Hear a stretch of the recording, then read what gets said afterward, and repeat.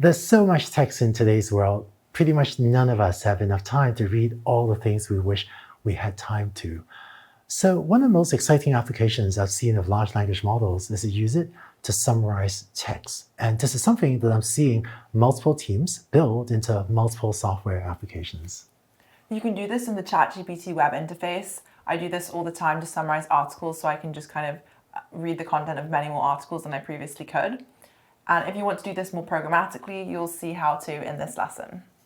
So with that, let's dig into the code to see how you could use this yourself to summarize text. So let's start off with the same starter code as you saw before of import OpenAI, load the API key, and here's that get completion helper function. I'm going to use as the running example the task of summarizing this product review. Got this panda plush toy for my daughter's birthday who loves it and takes it everywhere, and so on and so on. If you're building an e-commerce website and there's just a large volume of reviews, having a tool to summarize the lengthy reviews could give you a way to very quickly glance over more reviews to get a better sense of what all your customers are thinking. So here's a prompt for generating a summary. Your task is generate a short summary of a product review from e-commerce website, summarize the review below, and so on, in at most 30 words. And so this is soft and cute, panda plush toy loved by daughter, bit small for the price, arrive early. Not bad, it's a pretty good summary.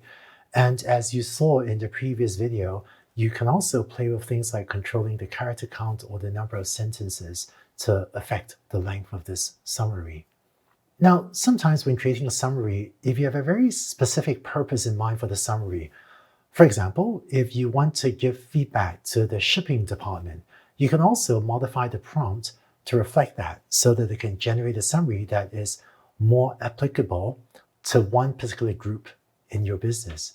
So, for example, if I add to give feedback to the shipping department, and let's say I change this to start to focus on any aspects that mention shipping and delivery of the product.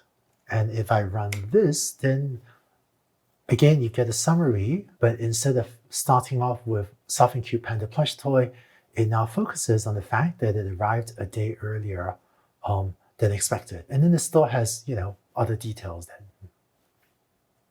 Or as another example, if we aren't trying to give feedback to the shipping department, but let's say we want to give feedback to the pricing department.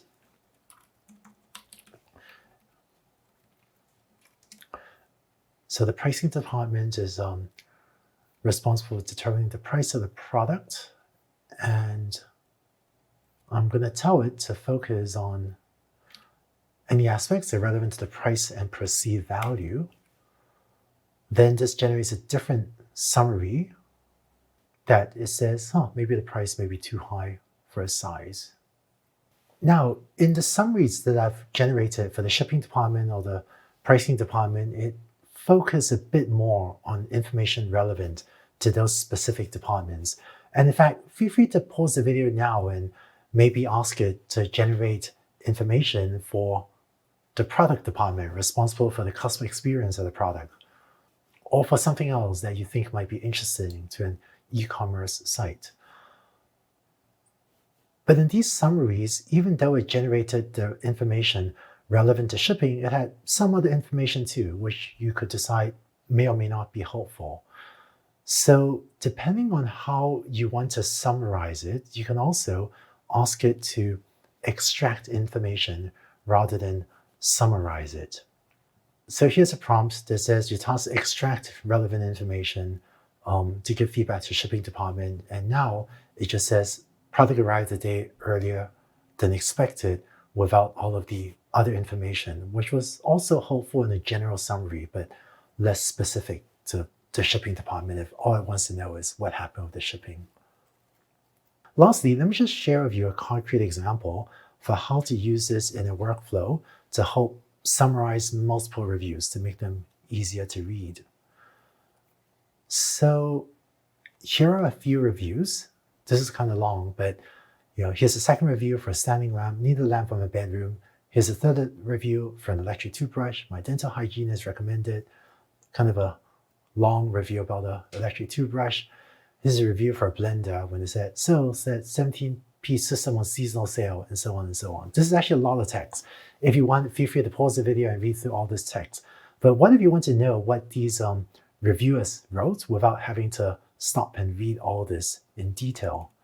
So I'm going to set review 1 to be just the product review that we had up there.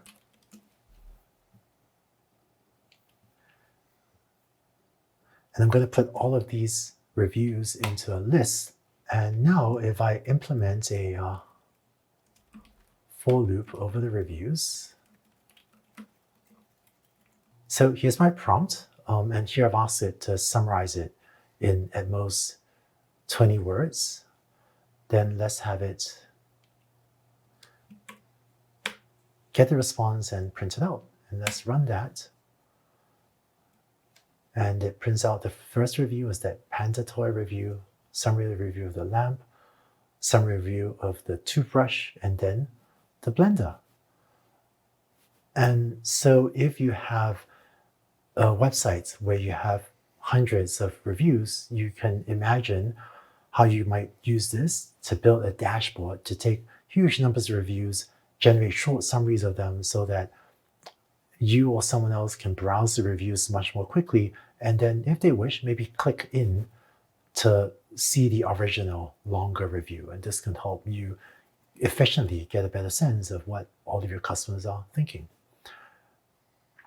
All right, so that's it for summarizing. And I hope that you can picture, if you have any applications with many pieces of text, how you can use prompts like these to summarize them to help people quickly get a sense of what's in the text, the many pieces of text, and perhaps optionally dig in more if they wish. In the next video, we'll look at another capability of large language models, which is to make inferences using text. For example, what if you had, again, product reviews and you wanted to very quickly get a sense of which product reviews have a positive or a negative sentiment? Let's take a look at how to do that in the next video.